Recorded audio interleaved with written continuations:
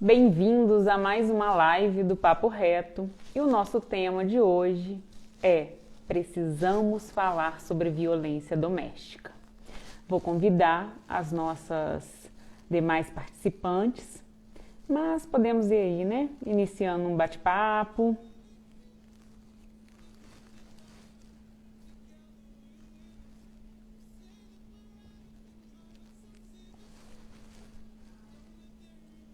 Só um momento.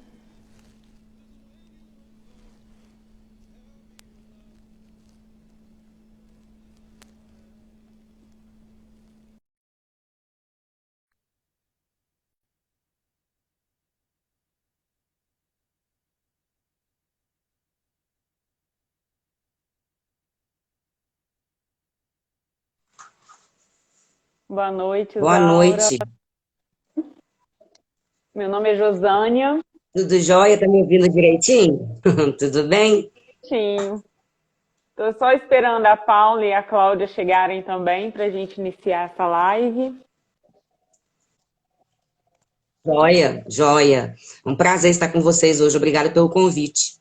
Nossa, nós ficamos honradas com de você aceitar o nosso convite em participar. Eu que fico feliz. A Paula já tinha conversado comigo há bastante tempo, estava difícil, né? Boa noite, pessoal. Tô vendo meu primo aí, o Henrique, as meninas do projeto também do Sobreviver, que é um projeto aqui em Juiz de Fora muito importante para a violência doméstica também. O projeto cresceu rápido, né? O Sobreviver. Sim. As meninas têm um trabalho muito importante, né? Elas são, assim, tenho muita admiração pelo trabalho delas, porque eu sei como é difícil, né?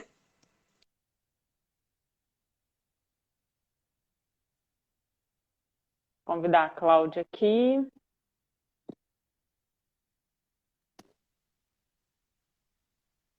E agora a Paula.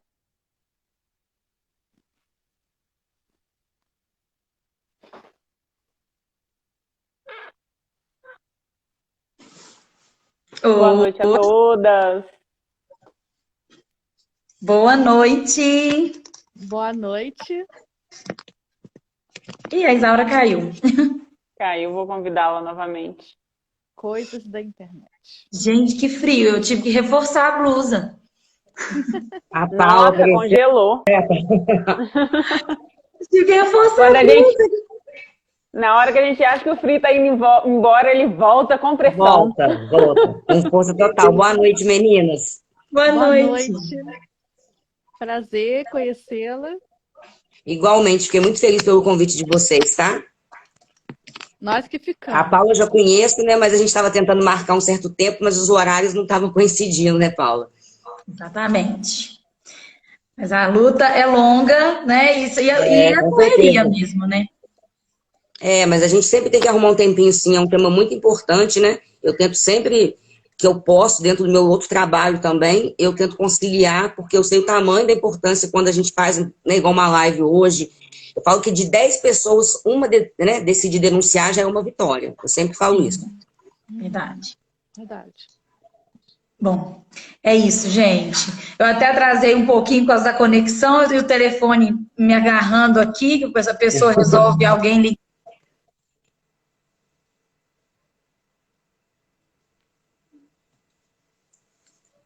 Eu não estou ouvindo a Paula. Deu um errinho aqui. Vai Isso, ficar. tá conectando.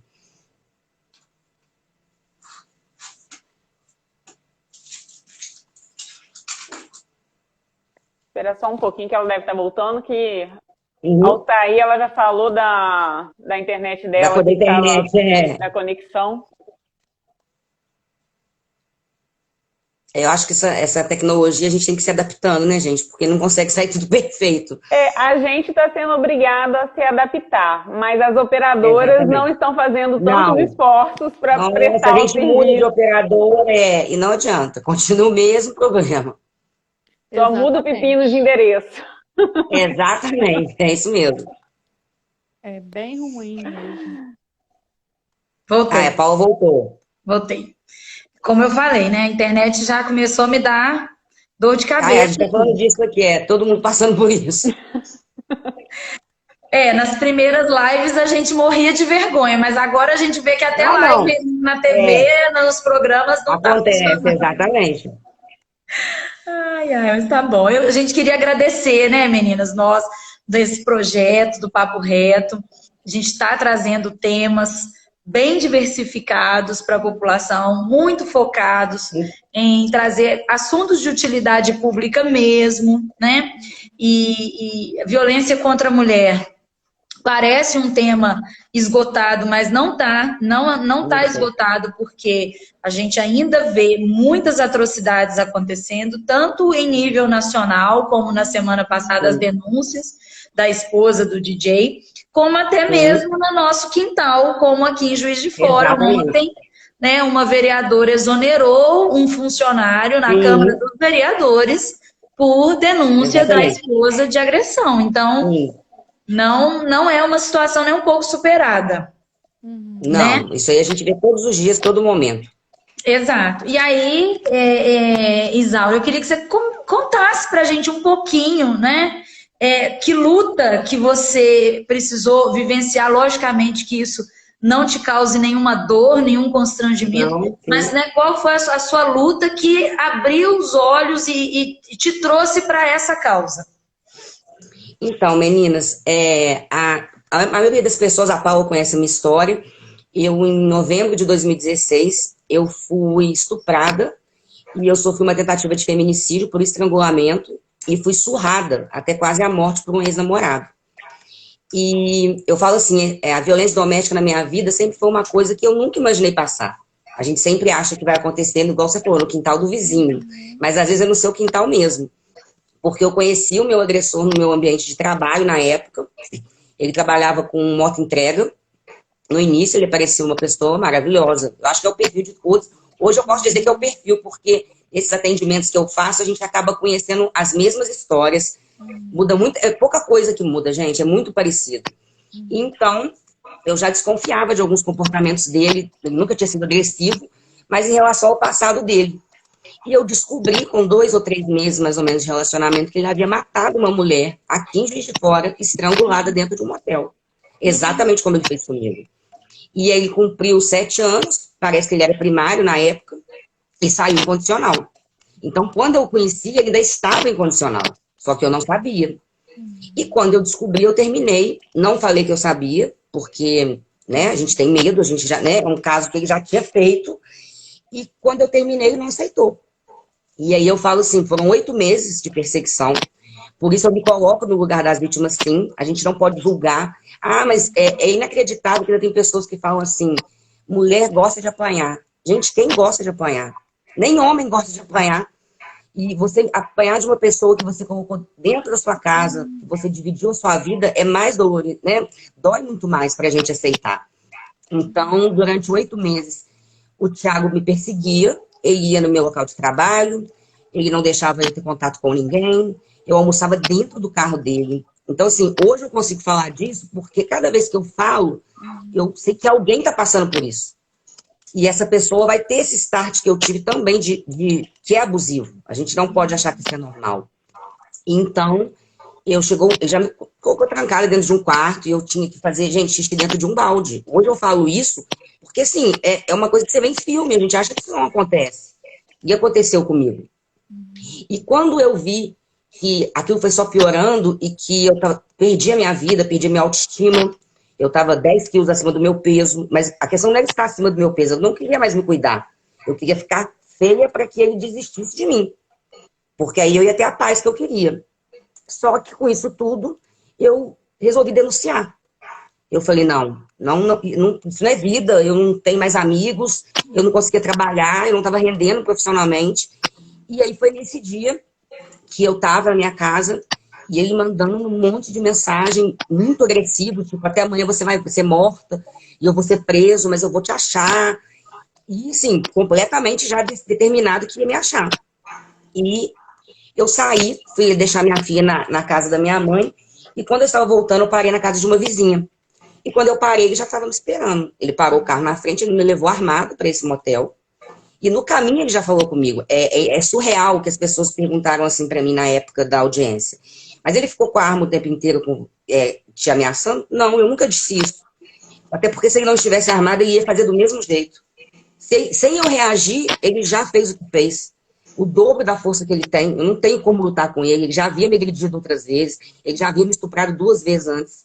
Então, o estupro, a gente tem que colocar na cabeça que não é aquele ato sexual violento que a mulher tem que se debater, que ela tem que sair toda machucada. Não é não. A partir do momento que a mulher diz não, quantas mulheres casadas são estupradas dentro de casa pelo marido que chega e quer ter relação e a mulher não quer, ele vai lá e tem a relação sem consentimento dela. Então, quando ele acabou, ele tinha rasgado a minha roupa e eu lembro que aí eu comecei a ter medo, né, do que viria depois disso. E aí eu disse pra ele assim, eu tentei acalmá-lo dizendo assim que ele poderia ir embora. E quando eu disse que eu não iria sair do motel com ele, foi quando ele pulou em cima de mim. E aí eu lembro que eu caí pra frente e ele começou a me estrangular. E aí ele falava no meu ouvido assim, dorme que acabou. Você vai, desculpa as palavras, mas são palavras dele, tá? Você vai morrer igual aquela puta que eu matei no motel. E aí o meu olho eu comecei a perder o ar, eu lembro que eu tava com o celular na mão, tentando desbloquear, eu não conseguia, e eu apaguei. Depois, quando eu fazia a perícia, pela hora, por tudo, eu fiquei mais ou menos 45 minutos desacordada. Então eu tenho certeza que ele achou que eu estava morta. Tanto que a camareira falou que ele pediu a conta normal, ele demorou muito para sair do quarto, porque eu acho que deu um certo trabalho, né? Para carregar o corpo, porque ele me colocou no banco de trás. Acredito eu, para desovar o corpo. E eu falo que Deus é maravilhoso, que realmente ele tinha planos para mim, porque eu acordei na porta do motel, a cancela do motel estava abrindo. E eu abri, você pode ver, tem as imagens no YouTube, é só digitar o meu nome, que eu saio pelo banco de trás, ele dá ré, ele prende o meu pé no carro, tentando me segurar, e eu comecei a gritar muito no pátio, eu gritei muito. E aí ele veio, foi quando ele veio para agressão física, e ele me machucou muito, eu tive traumatismo craniano, meu nariz fraturou o septo, não teve como consertar, eu fiquei com uma paralisia no rosto definitiva, eu tô em muitos pontos na boca, então assim, ele só parou porque as camareiras chegaram. E aí ele entrou no carro e fugiu. Então eu fui para o HPS, aí chegou lá, eu tinha que ficar internada, porque eu estava muito machucada, eu tinha que fazer vários procedimentos, mas eu não quis ficar, eu estava completamente traumatizada, eu estava muito machucada e completamente em estado de choque.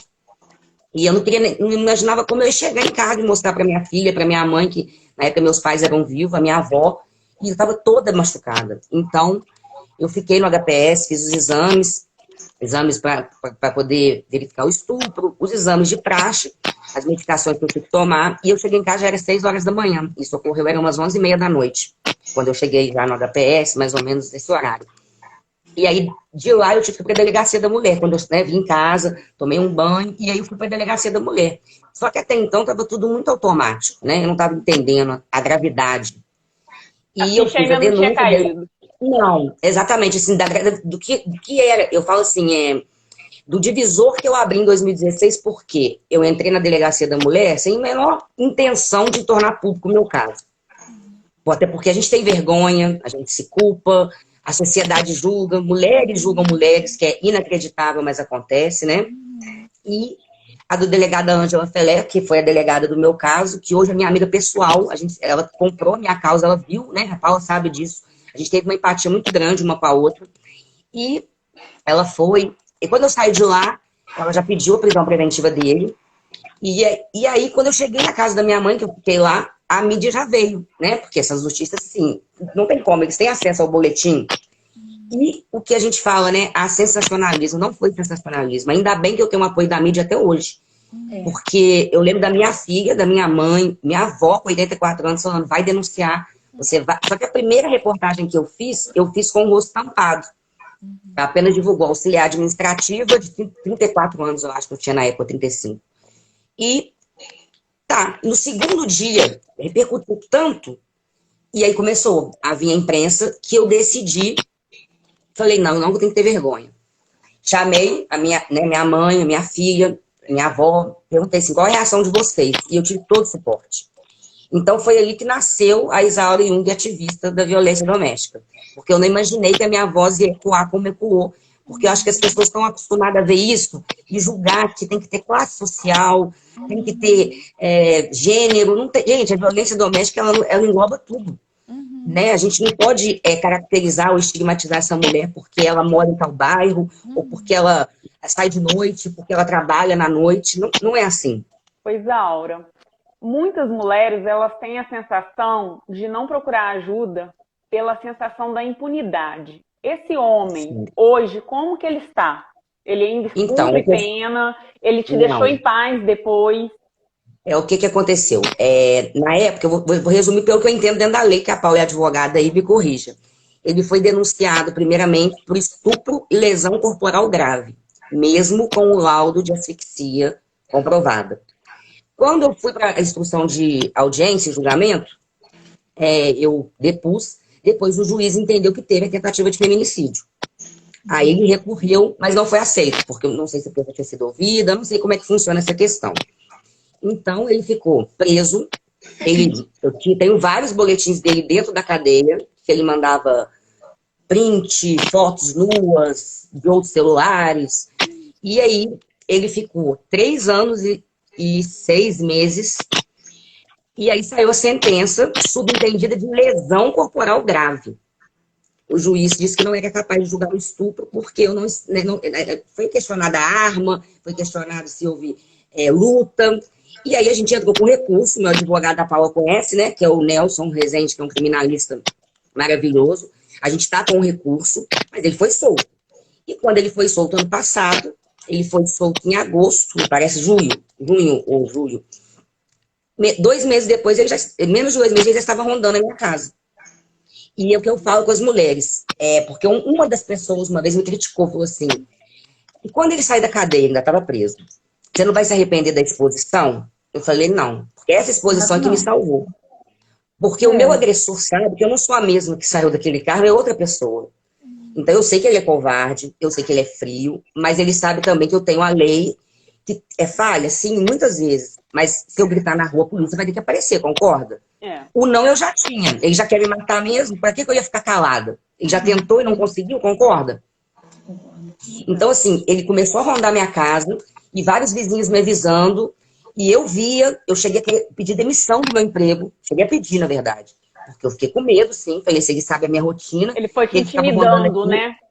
Ficou. E aí comecei a andar só com o mais protegida possível, até o dia que ele foi pego em flagrante. Aí ele foi preso por descumprimento de medida protetiva. Aí ficou 3 meses, agora ele saiu de novo, né? Porque passou o prazo. E vai ter essa audiência também. Ele está respondendo em liberdade pelo crime de descumprimento de medida protetiva e o estupro está no recurso. Então, assim, dizer que é frustrante, não vou mentir.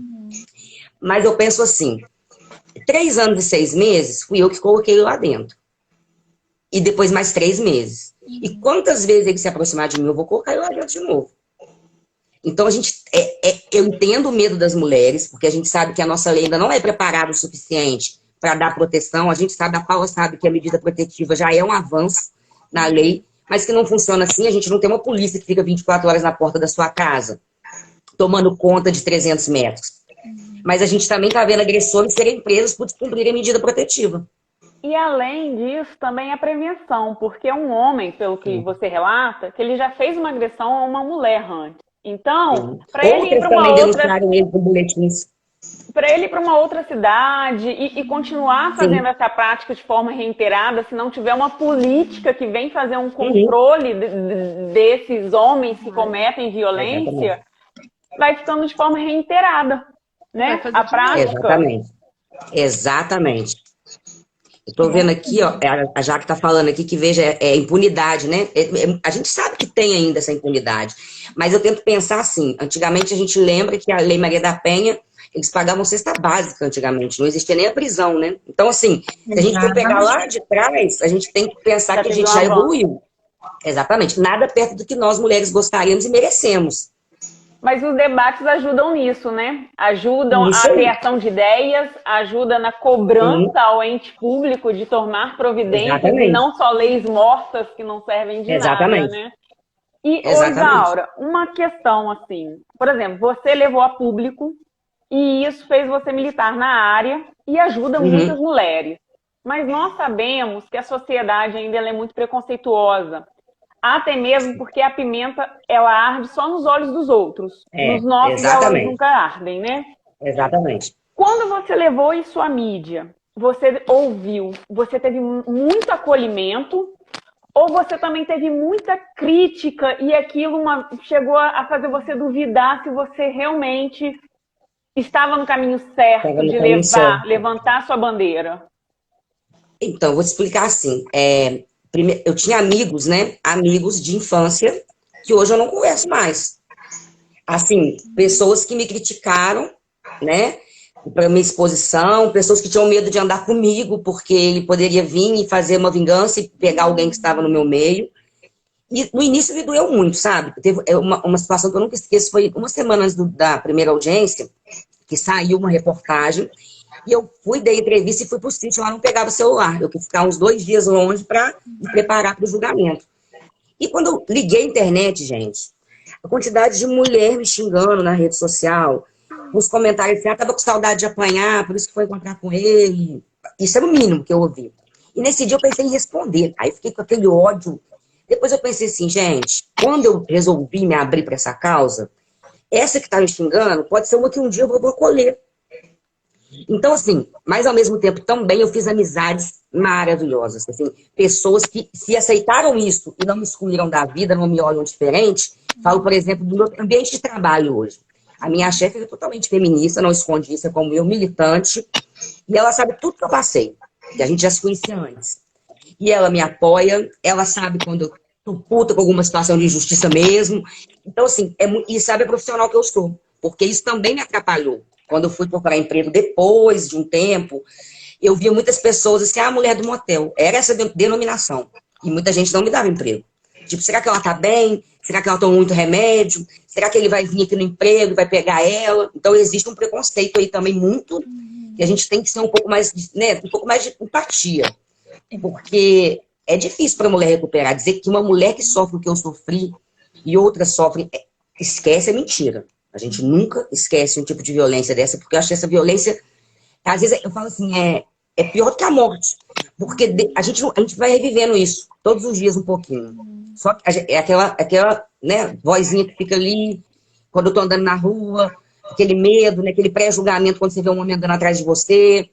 Então, assim, mas se Deus me deu essa oportunidade, eu penso assim, de sobreviver. O próprio legista falou isso comigo, que era muito difícil eu ter saído daquele carro e não ter ficado com sequelas porque eu fiquei sem oxigênio. Então, acho que Deus também tinha planos para mim. Eu falo que eu aproveitei muito bem a segunda chance que ele me deu. Então, mas eu entendo o lado da mulher de não querer denunciar. Então, às vezes eu trabalho numa vítima, que eu nem gosto de chamar de vítima, eu chamo de assistida. Quase um ano para ela fazer a denúncia. Até mesmo porque vem a intimidação mesmo. As Sim. pessoas não entendem o que o medo é capaz de fazer com um ser humano. Exatamente. Muitas mulheres vão render aquele medo de tipo, é como você falou, que envolve também toda a família. O medo de matar a família, o medo de agressão, o medo de perseguição. Isso. A intimidação faz você ficar quieta, paralisada, Sim. né? Então, assim, a pressão psicológica, às vezes, ela é pior do que a física, gente. É pior mesmo. Pior. E o trauma, né? O trauma mesmo, porque você desconfia de tudo e de todos. Exatamente. Até para você reconstruir sua vida é muito difícil. Muito Exatamente. Difícil. Cria um trauma, né? É muito também da questão das variadas formas de violência, porque você tocou num assunto um pouco antes, quando você relatava, né, essa situação que chocou a todos na cidade e tudo, que você perdeu a sua autoestima. Sim. Né? E isso é uma característica muito específica da violência psicológica, que é a perda da autoestima, o trabalho, né, mental que é feito, perverso pela outra parte, né, perverso de, você tá feia, você tá gorda. Não vai ninguém que te queira, só eu que te quero. É isso aí.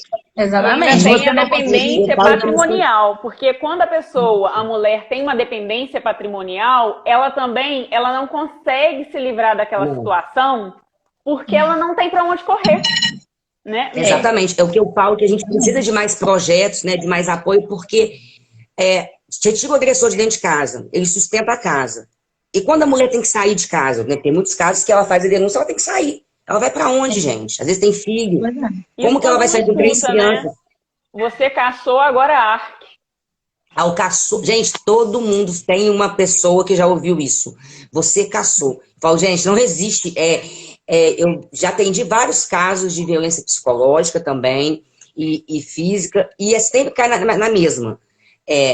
Você procurou, ah, mas não era santa, ah, mas é porque também já andava muito na rua sozinha. Então, assim, isso aí, gente, não tem lógica isso. O homem, ele não é cobrado, né? Se ele tá na rua bebendo. E você vê que a gente que é mulher, a gente é tão menosprezada, porque a gente mesmo fala isso.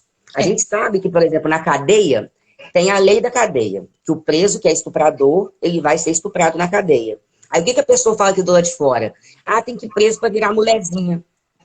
A gente já tá afirmando que a mulher tem que ser estuprada. Quando a gente faz um comentário desse. E a gente não se dá conta, entendeu? A gente mesmo não se dá conta quando a gente fala um negócio desse. E é difícil a gente se educar, né? É difícil a gente tem que aprender a julgar menos. Esse trabalho que eu faço me ajudou a ver que é muito de perto essa realidade. E algumas mulheres falam assim comigo, ah, mas eu não vou denunciar porque não vai dar repercussão que o seu caso deu. Entendo, porque a gente sabe também que às vezes a Maria lá do bairro Nossa Senhora fica esquecida. A gente sabe que tem isso. Eu acho que o fato de eu ter sido considerada uma pessoa assim, bem desarticulada, teve uns olhos diferentes, sim. Isso eu falo que é um absurdo. Eu acho que é branca, e isso é uma coisa que eu vejo que ainda acontece. E que é horroroso isso, gente. Porque, por isso eu falo, somos todas Isaura, a tatuagem que eu tenho, porque todas são Isaura. E por que só o meu caso, às vezes, assim, agradeço a imprensa, sou muito grata, mas às vezes, por que o meu deu tanta voz e uma mulher que chega sem chinelo na delegacia e fala que foi estuprada, nem exame eles fazem e mandam ele para casa? A gente tem que, sabe, ter mais empatia. É o preconceito que a mulher está mentindo, né? Exatamente. Ela está inventando essa história, né? Isso aí. Ela está querendo alguma vantagem com isso. Você que está mais aí na militância, como que está sendo aqui em Juiz de Fora esse acolhimento? Existe esse acolhimento para aquela mulher que realmente quer procurar ajuda? Às vezes ela não está querendo nem denunciar inicialmente. Ela está procurando galgando os primeiros passos. Eu, por exemplo, tem situações que a gente tem projetos aqui em Juiz de Fora, né? Eu nunca quis ficar à frente de nenhum deles, agradeci todas que me convidaram, mas eu falo que eu faço parte de todos, porque quando eu preciso, elas também me ajudam. Eu só não quis porque realmente, como eu tenho essa minha forma, sempre foi, vamos dizer assim, sozinha, eu acho que dá mais certo eu trabalhar junto com elas do que só com uma delas, porque todos os projetos aqui são muito interessantes.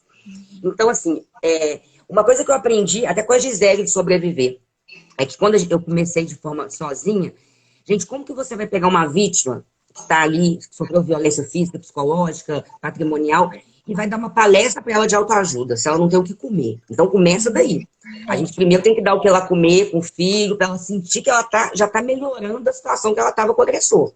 Então, assim, esses projetos ajudam muito. Né? O projeto Florescer também de meninas jovens, são maravilhosas.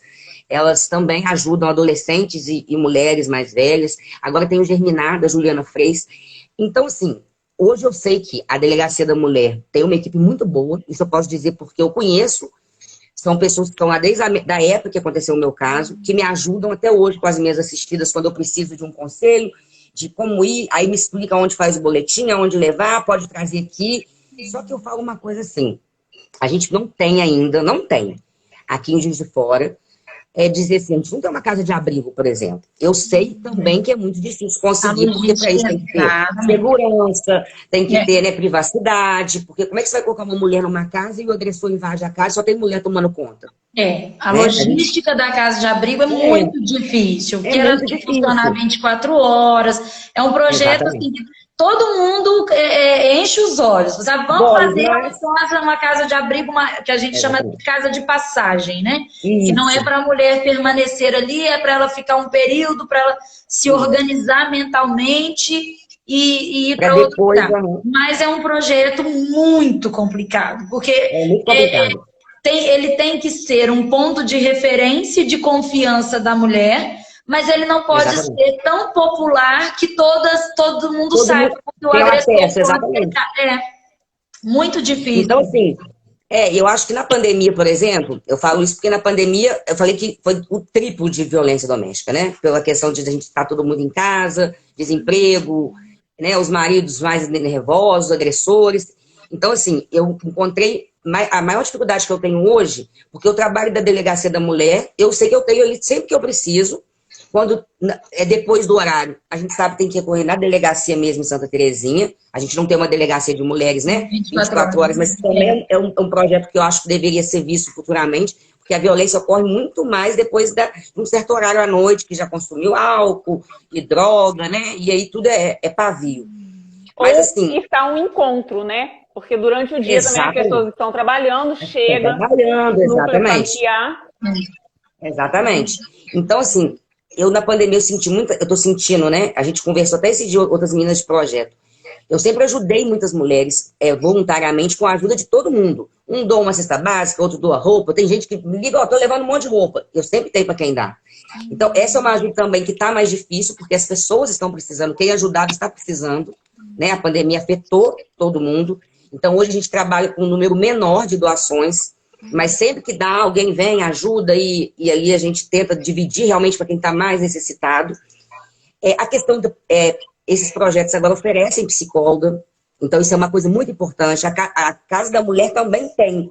Eu não sei agora se a Casa da Mulher continuou com a DEAN ou se desmembrou. Eu tenho até que tirar essa dúvida. Eu acho que desmembrou, né, Paula?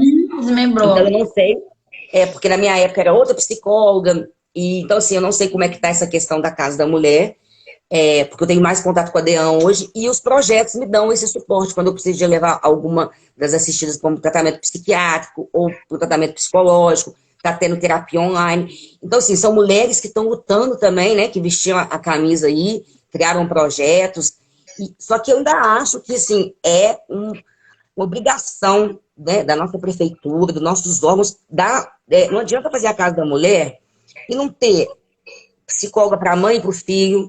Isso não é um dia. Ela não adianta ter o atendimento na hora que ela chega traumatizada. Eu tratei com a minha psicóloga lá por 3 anos e até hoje eu preciso de tratamento, gente.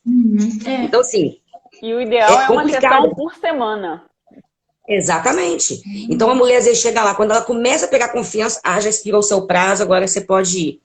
Entendeu? Então, eu acho que a gente precisava olhar isso com outros olhos, que a Casa da Mulher pudesse ter esse acolhimento. Não sei se está tendo, tô falando isso porque eu não tenho muito contato mais, porque mudou a gestão, né? Então, assim, tem que ter esse acolhimento. Tinha salinha para as crianças na época, não sei se tem mais, porque às vezes a mãe não quer contar perto da criança o que o pai, né, fez. Então, assim, eu acho que tem muita coisa que ainda... Por isso que esse assunto nunca é uma pauta cansativa. Não. Até mesmo não, é porque... Pode falar. Não. Até para conscientizar quem não faz parte. Porque, assim, o fato de eu nunca ter sofrido uma violência doméstica não quer dizer que eu não tenha que ter interesse. Na minha visão, é um problema social. E quando mais essa rede de acolhimento ampliar, vai ficando mais fácil cercar e minando o problema, né? Sim, porque você vê que a violência vai crescendo, mesmo com campanhas, né, mesmo com as leis mudando, os agressores parecem que eles estão cada vez mais seguros da impunidade. Sim. Isso é uma coisa que você, como advogado, você sabe disso. E eu sempre falo uma coisa, gente, que isso é a minha opinião. A minha não quer dizer que tem que ser de todo mundo. Que as pessoas às vezes falam assim, mas a polícia faz o trabalho. Ela cumpre mandato, ela cumprimento de medida protetiva, prisão, mas o judiciário também tem que mudar. Nossa. Porque a gente vê que ainda existe um machismo muito grande dentro do judiciário, gente. Demais. A Paula deve ver isso toda hora. Todos os níveis.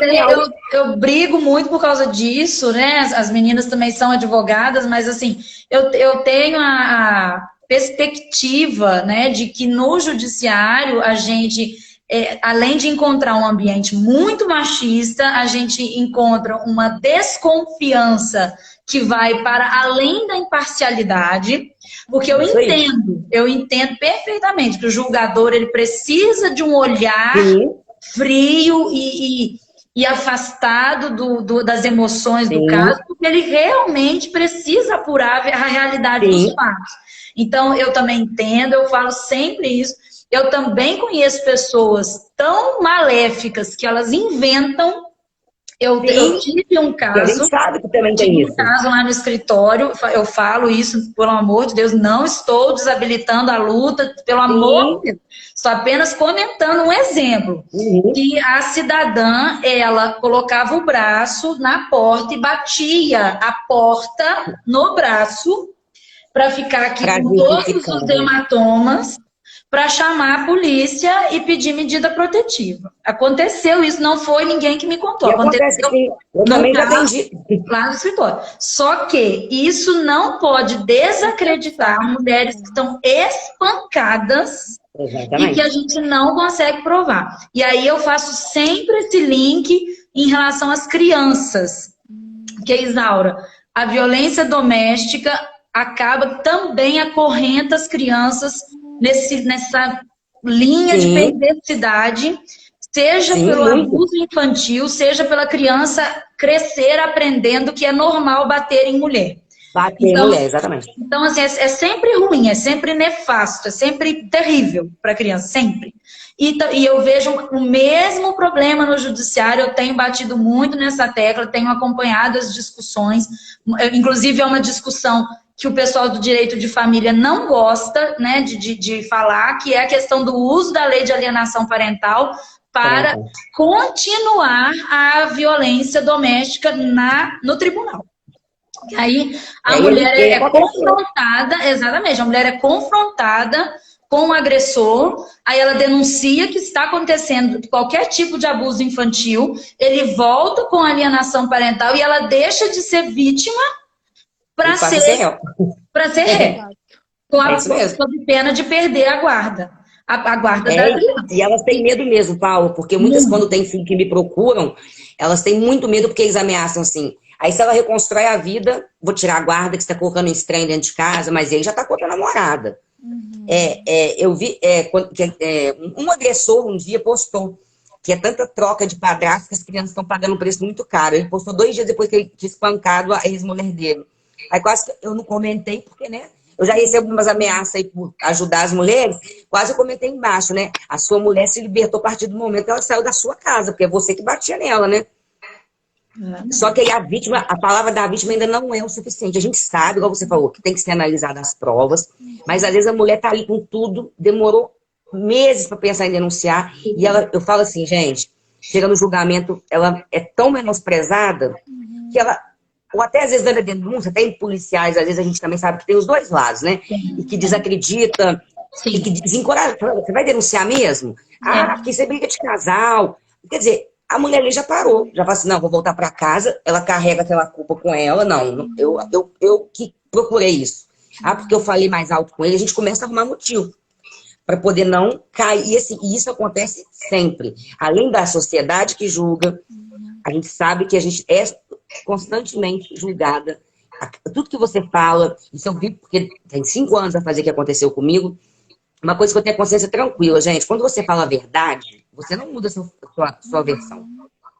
E eu fui aprendendo isso até com as mulheres que eu ajudo, porque eu também já atendi, é triste, igual você falou, eu atendi uma mulher que eu fiquei extremamente preocupada e era uma denúncia falsa.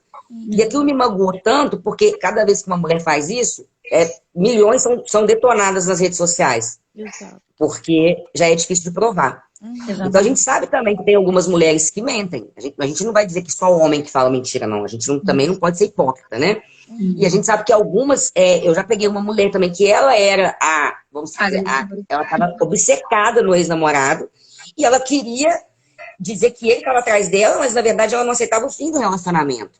Porque aí se envolve já um lado até da psicanálise, da síndrome de Estocolmo. A gente tem que entender. Eu não julguei ela por isso. Eu só julguei porque se ela vai para uma audiência, ela faz o juiz entender que é mais uma querendo aparecer. Exatamente. E aí a causa de novo vai por água abaixo.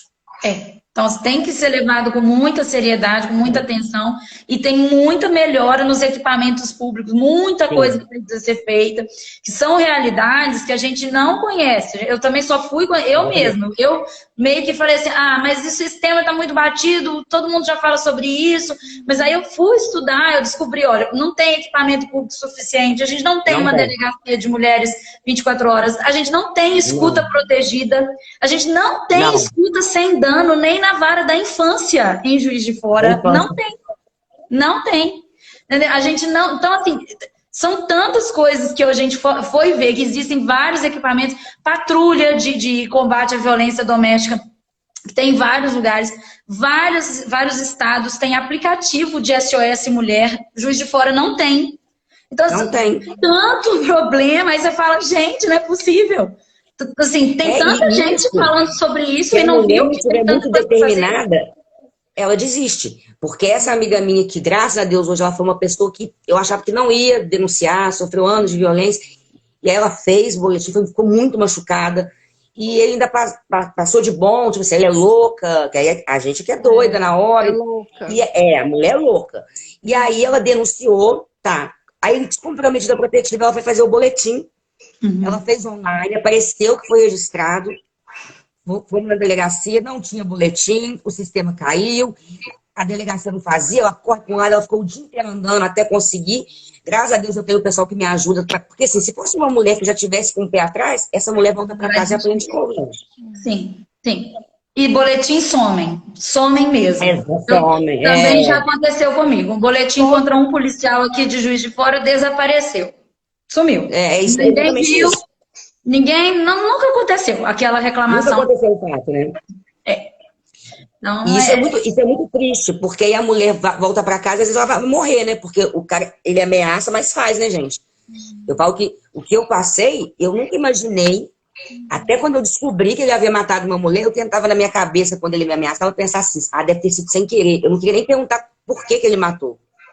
Tipo assim, que é tão surreal imaginar uma pessoa, e depois eu fui descobrindo que ele matou e foi preso em casa dormindo, ou seja, você acaba de matar uma pessoa e dorme. Assim, é umas coisas que não, né? Não. E aí, quando eu vejo a frieza que eles têm, porque todos eles é a mesma coisa, gente. Eles não têm arrependimento. E eu não acredito, tá, gente? Tô falando assim, não acredito. Há um tempo atrás me chamaram para uma palestra, quando cheguei lá era a ressocialização de Lei Maria da Penha. Eu fiquei com a cara desse tamanho, porque eu não acredito mesmo. E, tipo assim, mas não podia falar. E a minha opinião é o seguinte, quem bate uma vez vai bater duas. Isso aí não é assim. Inclusive, o agressor, no dia que ele deu o testemunho lá dele, ele falou assim, porque hoje eu não bato mais, porque a minha mulher é maravilhosa. A outra me deixava doido. Ou seja, já botou a culpa na mulher que ele batia antes. A culpa é da mulher por ele bater nela. Exatamente. Então, eu não acredito em ressocialização de agressores. Aí você vai falar, Paulo, como advogada, você pode me esclarecer. Mas, por exemplo, o Thiago foi considerado, na sentença, semi-imputável. Então, por que ele não está no manicômio até hoje, no hospital judiciário? Se ele é semi-imputável, então ele não tem noção, né? Ele é parcialmente, vamos dizer, né? Sem condição de exercer o equilíbrio ali naquele momento, ele perdeu a consciência. E cadê o tratamento?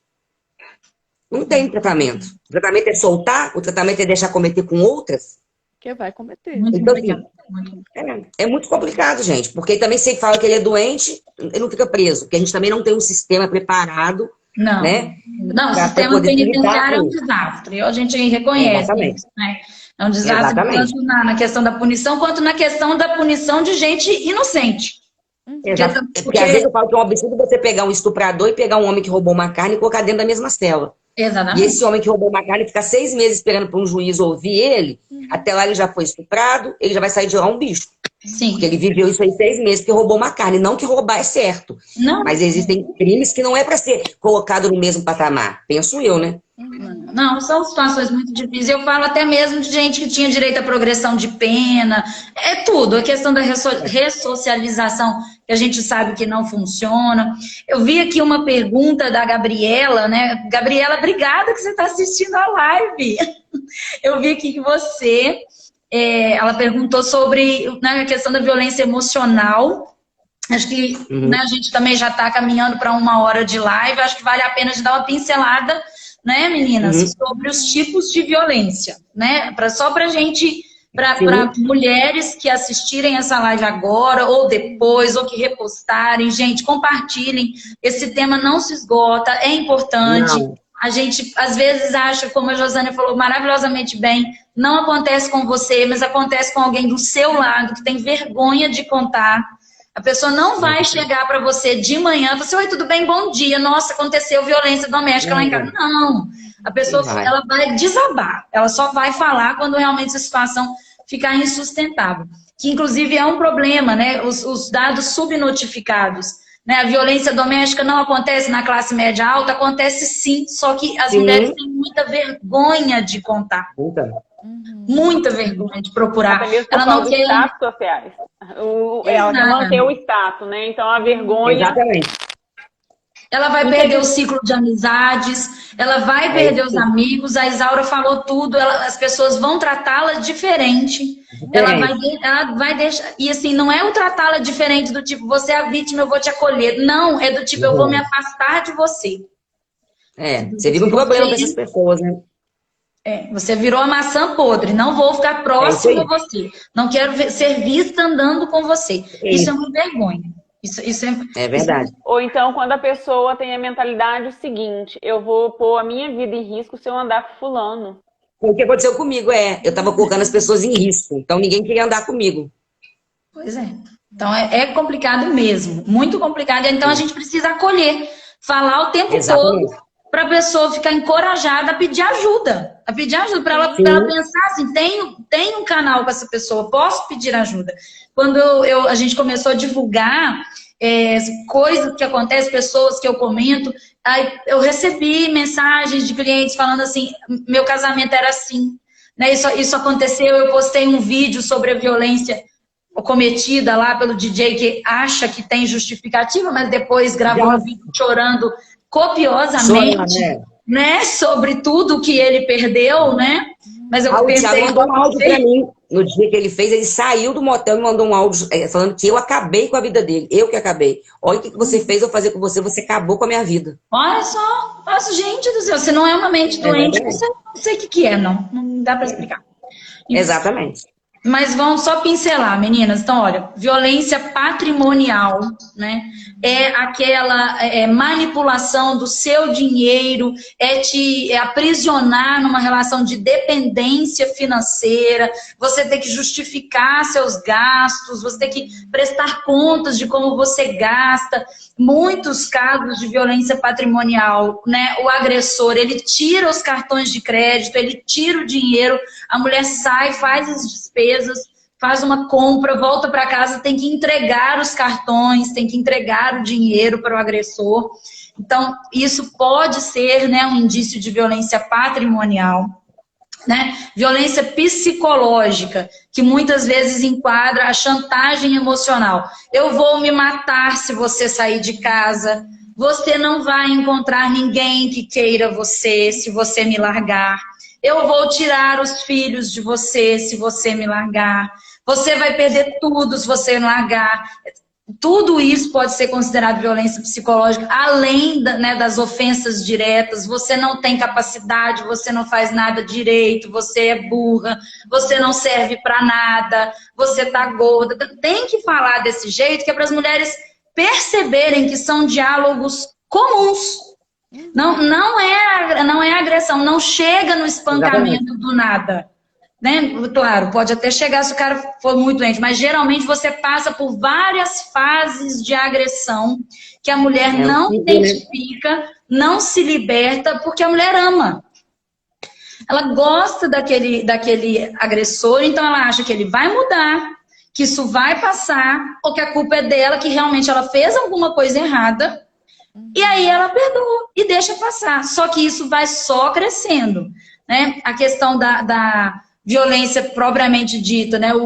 A violência física que passa pelo sexo não consentido, né? Então você realmente chegar a empurrar, agredir, empurrar na cama, prender na parede, são coisas que você não consentiu, a puxada de braço, né? São agressões de todo tipo. No Nordeste existe uma agressão absurda que é você puxar o cabelo das mulheres. As mulheres no Nordeste, as queixas de violência doméstica envolvem até escalpelamento, que é a mulher perder parte dos cabelos por conta da agressão.